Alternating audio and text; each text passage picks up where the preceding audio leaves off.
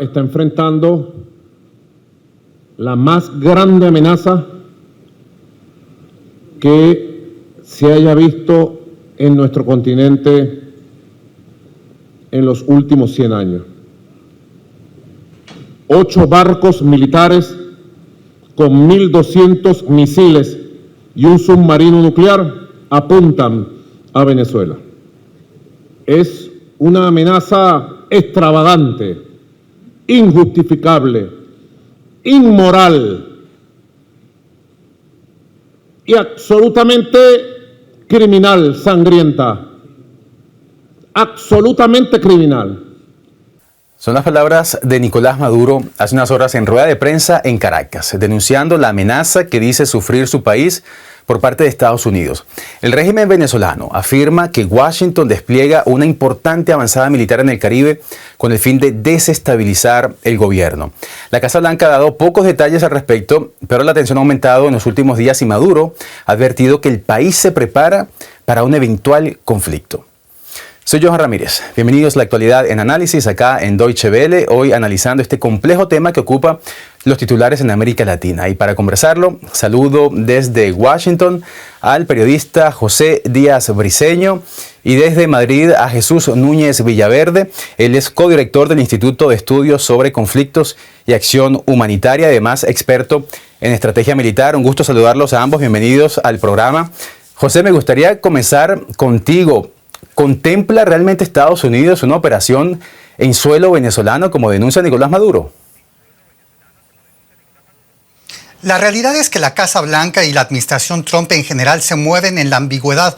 Por un lado, el principal asesor de política interna del presidente Trump, Stephen Miller, aseguró que se está usando los activos del Departamento de la Defensa para protegerse ante lo que creen es un peligro constante y presente, y aseguran justamente que están atendiendo esta amenaza que según ellos representa el llamado Cártel de los Soles, esta organización criminal y terrorista que así lo denomina Estados Unidos, que supuestamente dirigiría Nicolás Maduro.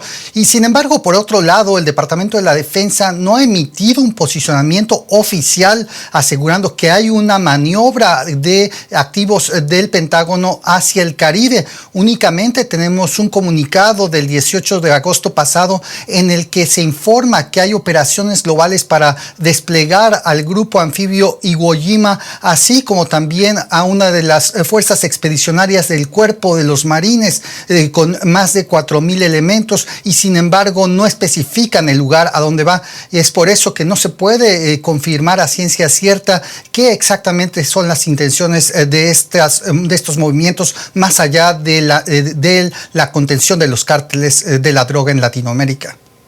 Por eso, efectivamente, decíamos antes, José, que son denuncias del régimen venezolano, pero que la Casa Blanca ha dado muy pocos detalles al respecto. Señor Núñez, escuchábamos antes a Nicolás Maduro que denuncia que 8 barcos militares con 1.200 misiles y un submarino están apuntando hacia Venezuela. ¿Es cierto eso, señor Núñez? ¿Hay forma de verificarlo? Desgraciadamente, hasta ahora no ha habido fuentes independientes que hayan permitido verificar esas noticias que da el régimen de Nicolás Maduro. Lo que sí sabemos, para añadir más ambigüedad a lo que ya estaba comentando José, es que próximamente se inician unas maniobras militares por parte de Estados Unidos en la zona, y eso justifica en cierto modo la acumulación de medios militares, pero en estos momentos no tenemos claro todavía cuáles son los efectivos que se están desplegando. Evidentemente todos ellos están en aguas internacionales.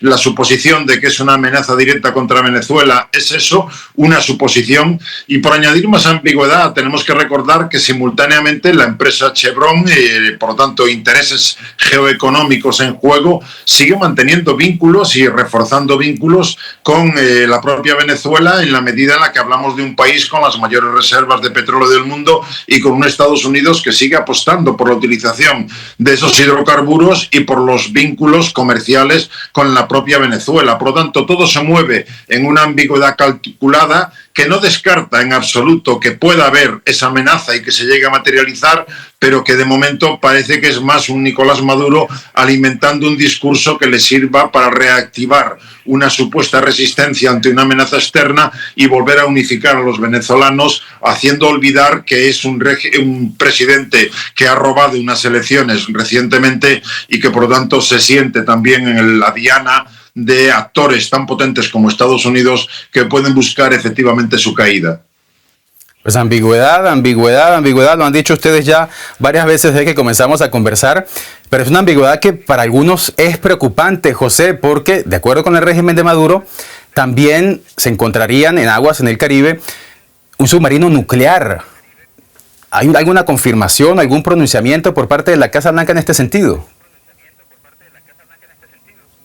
Bueno, estas informaciones sobre exactamente los activos militares que están en las costas venezolanas provienen de fuentes no públicas, sino anónimas, que han sido reportadas en prensa, y de ahí el régimen de Maduro toma para asegurar que existe incluso un submarino nuclear presente ante las costas. Y sin embargo, esta complicada matemática sobre que existen más de 1.200 misiles apuntando a Venezuela, pues resulta un tanto una media verdad, porque por un lado los activos militares que se han descrito están en aguas internacionales cerca de Venezuela, como al menos 3 buques destructores, sí llevan alrededor cada uno de ellos de 100 misiles, no necesariamente se afirma que estarían presentes, pero tienen la capacidad de llevarlos, y el presidente Maduro, sin embargo, multiplica esto para llevar que 7 barcos que están en principio, de acuerdo con fuentes anónimas, rondando las costas venezolanas, pues llevarían 1.200. Esto es una matemática muy difícil de comprobar, pues por un lado tenemos fuentes anónimas y por otro lado exageraciones del presidente Nicolás Maduro. Fuentes anónimas, exageraciones, pero se habla de un submarino nuclear. Señor Núñez, ¿ha dicho el régimen venezolano qué tipo de submarino podría ser? Y cuando hablamos de submarino nuclear, ¿quiere decir que esté cargado necesariamente con armamento atómico, por ejemplo?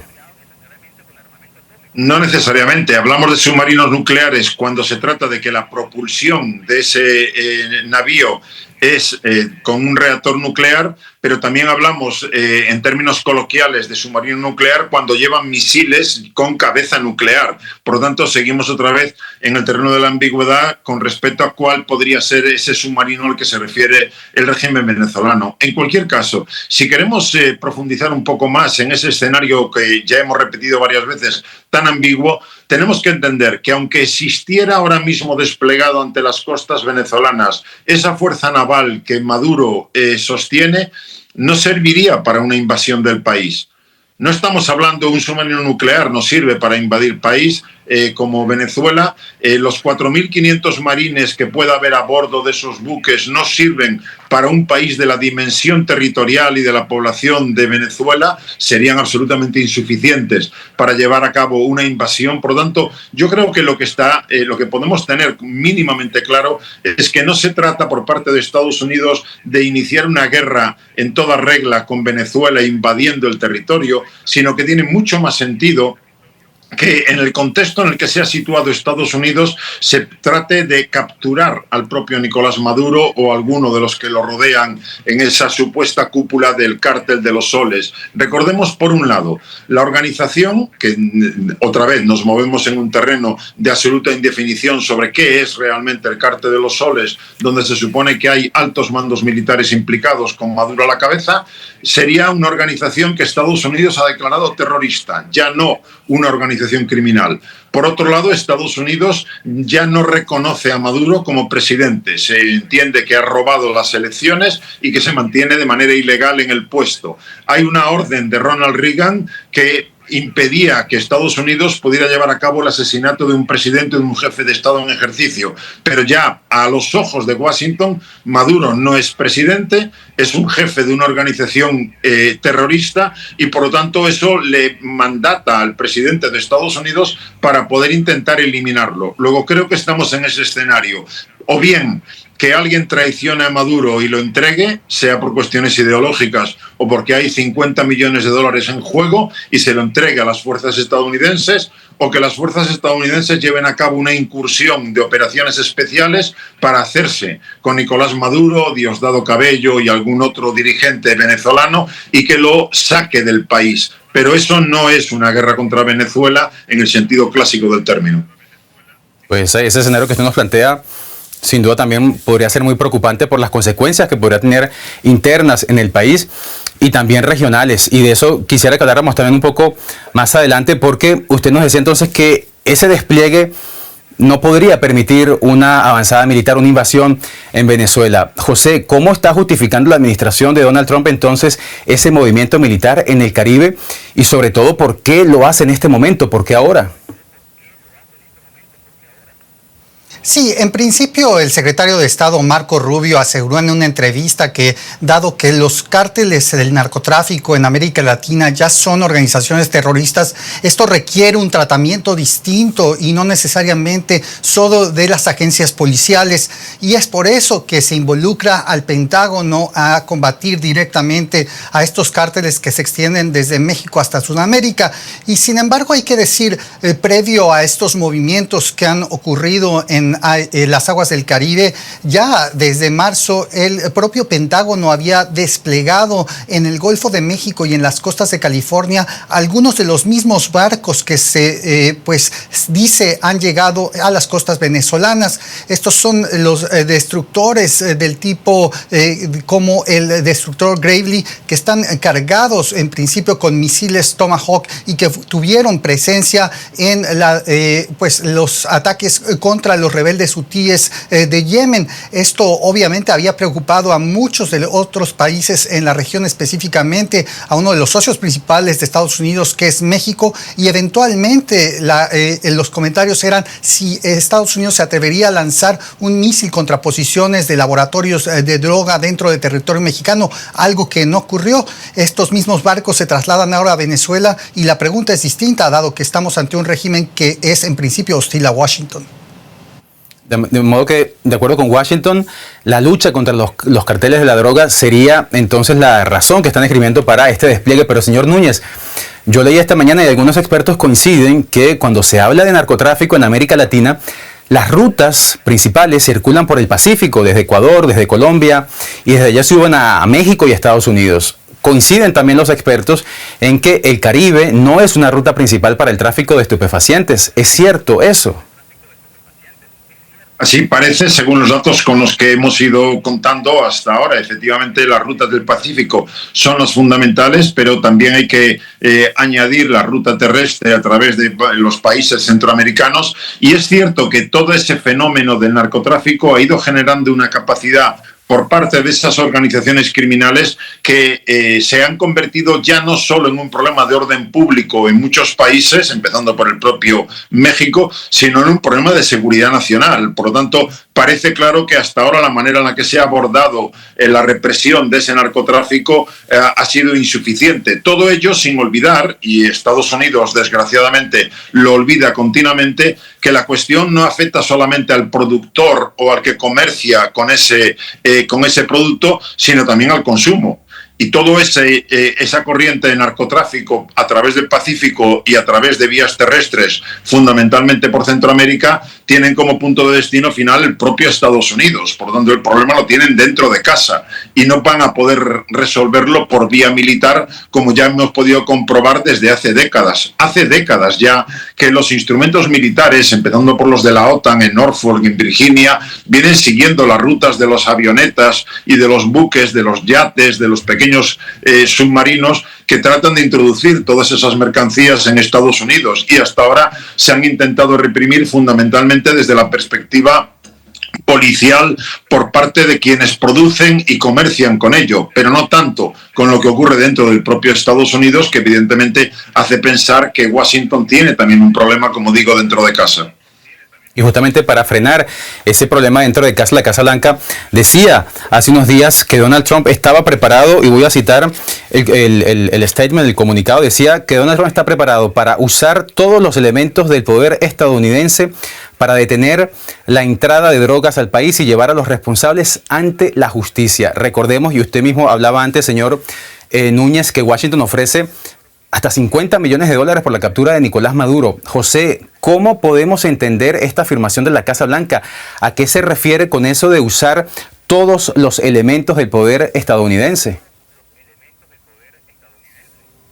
Sí, dentro de la administración Trump está ocurriendo en principio un giro en lo que es el uso de las fuerzas militares.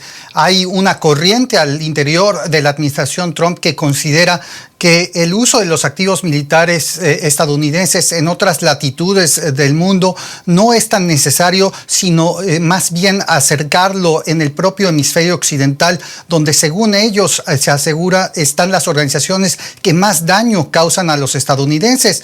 El señor Stephen Miller, quien emitió estas palabras, asegura que los cárteles del narcotráfico son las organizaciones que más estadounidenses matan justamente alrededor del mundo, que no existe ninguna otra. Hay que decir, más de 70,000 estadounidenses murieron por sobredosis de drogas ilegales y legales en el año 2023. Y sin embargo, aquí la pregunta es realmente necesaria, es el punto de tener pues algunos destructores navales y submarinos nucleares presentes en costas venezolanas como algo que pueda resolver este problema. El profesor Núñez ya decía justamente que el problema del consumo es algo mucho más grave y hay muchas sobredosis ocurriendo a través de uso intenso de drogas lícitas dentro de Estados Unidos que no necesariamente se resuelven con la presencia de buques navales en el Pacífico o en el propio Caribe. Me interesa mucho que ahora escuchemos otra de las cosas que dijo ayer Nicolás Maduro desde Caracas. Lo escuchamos y luego lo seguimos conversando. Mr. President, Donald Trump, usted tiene que cuidarse porque Marco Rubio quiere manchar sus manos de sangre, con sangre suramericana, caribeña, con sangre venezolana. Lo quieren llevar a un baño de sangre y que su apellido, Trump, se manche de sangre por los siglos de los siglos, con una masacre contra el pueblo de Venezuela, con una guerra terrible contra Sudamérica y el Caribe, porque esto sería una guerra completa en todo el continente. Le quieren manchar las manos de sangre a Donald Trump. Señor Núñez, ¿ve usted alguna posibilidad real de que en Venezuela haya una confrontación armada desencadenada por la acción estadounidense? ¿Podemos hablar de un escenario? Es que nada más mencionarlo me resulta difícil. ¿Podemos hablar de un escenario de guerra en Venezuela? Desde luego no podemos descartar nada porque Donald Trump nos tiene ya acostumbrados en los pocos meses que lleva nuevamente en la Casa Blanca a giros absolutamente impredecibles y que pueden generar una inestabilidad todavía mayor e incluso nuevos conflictos. Pero desde luego, en términos racionales, yo creo que ahora mismo podemos identificar que la prioridad fundamental por parte de Estados Unidos en términos geoestratégicos es liberar sus capacidades de otros rincones del planeta para poder concentrarlas frente a su principal rival estratégico, que se llama China. Por lo tanto, no tendría ningún sentido para Washington abrir nuevos escenarios que le obliguen a implicarse militarmente en Latinoamérica. Por otro lado, creo, en las declaraciones de Maduro hay un intento, desde mi punto de vista, bien evidente, de intentar mantener el canal de diálogo con la administración de Donald Trump en la medida en la que trata de dejarlo al margen de lo que su secretario de Estado podría estar haciendo, entendiendo por parte de Maduro que la capacidad militar de Venezuela no tiene ninguna posibilidad de hacer sombra a la superioridad, a la abrumadora superioridad de Estados Unidos si un conflicto violento estallara. Y por último, la suposición de Maduro de que sería una guerra continental porque todos los regímenes políticos latinoamericanos estarían al lado de Venezuela, creo que es directamente salirse de la realidad. No puede decir hoy en día Maduro que tenga el respaldo del resto de Latinoamérica en una posible confrontación con Estados Unidos. Pero insisto en la mayor.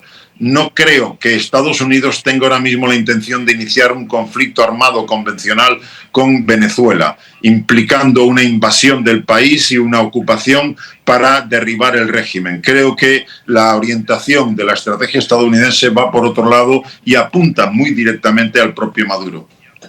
En eso usted tiene toda la razón. El régimen chavista se ha visto cada vez más aislado internacionalmente en los últimos años. José, ¿ha habido reacciones en Washington luego de las palabras pronunciadas ayer por Nicolás Maduro contra Estados Unidos? Creo que quizás eso es lo más interesante, a diferencia de muchos públicos en Latinoamérica que estamos observando estas noticias de manera casi presente y clara en todos los espacios de noticias. En Estados Unidos esta no es una noticia que domina los titulares, por el contrario, muy pocas voces se han pronunciado alrededor del tema. La mayor parte de aquellas personas que han hablado aquí dentro del discurso político son los representantes en Florida del Partido Republicano, que tienen justamente algunos votantes de origen venezolano y que están siempre preocupados alrededor de lo que ocurre al interior de Venezuela en temas de democracia y derechos humanos.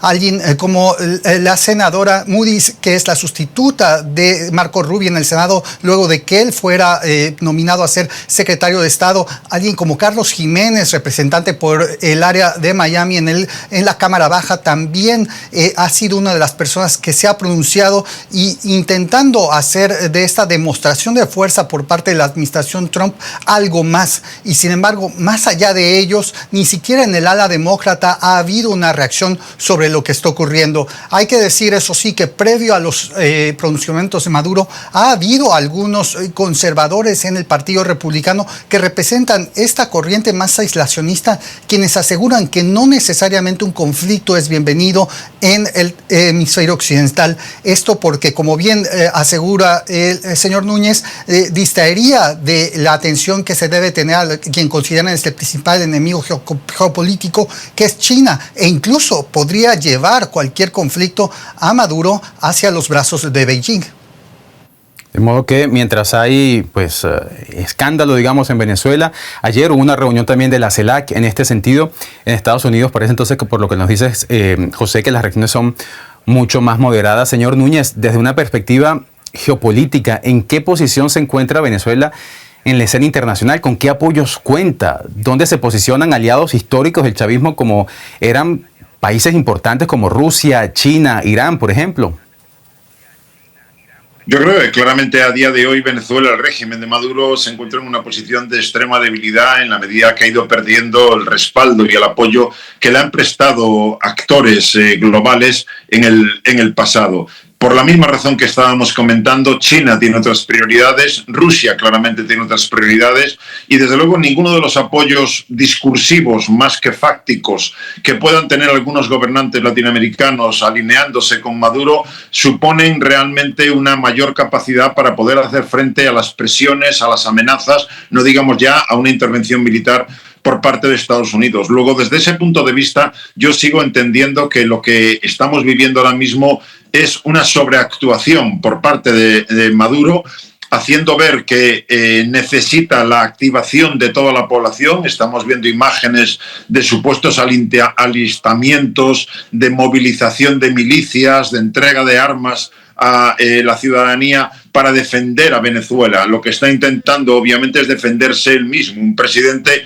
que impropiamente ocupa la jefatura del Estado después de haber robado la voluntad de los venezolanos en las últimas elecciones, y desde ese punto de vista él es el que se debe sentir más intranquilo, mucho más él que la propia Venezuela. Y el hecho de que estemos hablando de esto, José, de estas tensiones, de movimientos de buques, de misiles estadounidenses en el Caribe, de tropas, de que Caracas, como decía el señor Núñez, se esté preparando por una eventual lucha armada. Se habla incluso, decía ayer Maduro, que más de 8 millones de personas se han enlistado ya para defender la soberanía del país. ¿Quiere decir eso, José, que ya no hay espacio para la diplomacia entre Estados Unidos y Venezuela? Muy al contrario, creo que como el señor Núñez dijo desde el inicio, en estos momentos la diplomacia hacia Venezuela justamente va en dos direcciones. Por un lado, tenemos una posición discursiva fuerte por parte del secretario de Estado Marco Rubio, uno de los principales campeones al interior de Estados Unidos para la defensa de la democracia y los derechos humanos dentro de Venezuela, pero que es considerado como un halcón en muchas cuestiones relativas al hemisferio, que no necesariamente obviamente pues comparte otra ala del trumpismo, y es por eso que hemos visto durante estos 6 meses, pocos más de 6 meses del presidente Trump en la Casa Blanca, otra ala más negociadora por parte del presidente Trump, como por ejemplo Rick Grenell, un enviado para misiones especiales, quien ha estado presente con Maduro negociando la resolución de rehenes que han estado presentes dentro de Venezuela y que han sido trasladados eventualmente ya a Estados Unidos,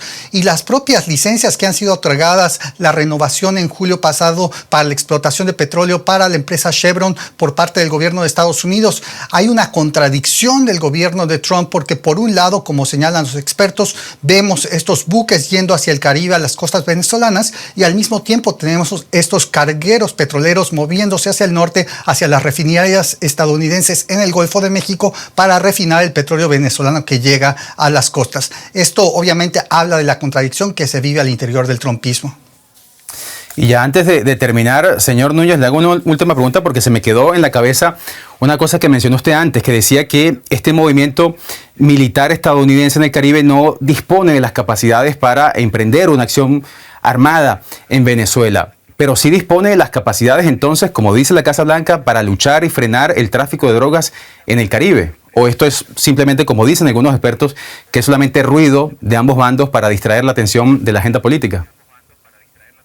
Entiendo que hoy es más ruido que una medida efectiva para reprimir el narcotráfico. Desde luego no se hace con misiles Tomahawk, no se hace con submarinos nucleares. Luego, desde ese punto de vista, insisto que aunque ese despliegue militar sea real, no es un despliegue que permita ni por un lado iniciar una invasión de un país como Venezuela, ni por otro lado reprimir esa corriente de narcotráfico que evidentemente sirve para dar cobertura, pero que es más en el terreno de la guerra electrónica, de la ciberdefensa, de los medios de información y de inteligencia, radares, aviones que puedan sobrevolar las zonas, las que pueden permitir contar con la información necesaria para que luego una simple patrullera, no se necesita un destructor, pueda dirigirse hacia el objetivo donde vienen X toneladas de drogas y poder detenerlos. Por lo tanto, ya digo, no se trata de una fuerza naval capacitada hoy por sí misma